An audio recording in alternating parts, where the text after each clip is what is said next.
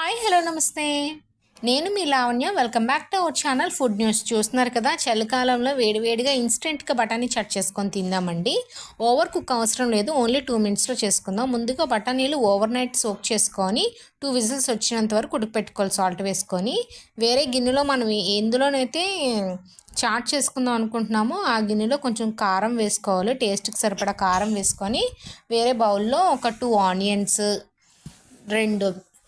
Two onions, ఒక 3-4 curry leaves and ఒక చిన్న సైజు ముక్క దోసకాయ ముక్కలు. దోసకాయ ఉంటుంది కదండి, క్యారెట్ దోసకాయ తింటాము, ఆ దోసకాయ ముక్కలు చాప్ చేసుకొని ఉంచుకోవాలి. ఒక చెక్క నిమ్మకాయ ముక్క. ఈ కారం వేసుకునే గిన్నెలోని మనం కట్ చేసుకున్నవి ఆనియన్స్ ఇవన్నీ వేసేసుకొని ఒక పావు టీ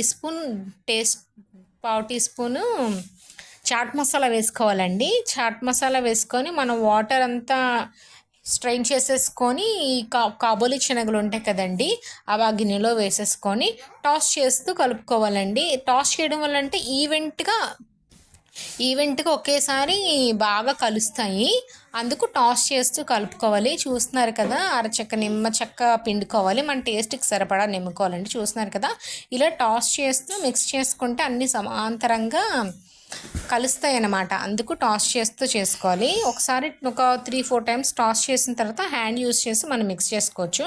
గరిటైనా యూస్ చేయొచ్చు, కాకపోతే గరిటెకి కారం అన్నీ పట్టేస్తాయని హ్యాండ్ యూస్ చేసుకోవాలి.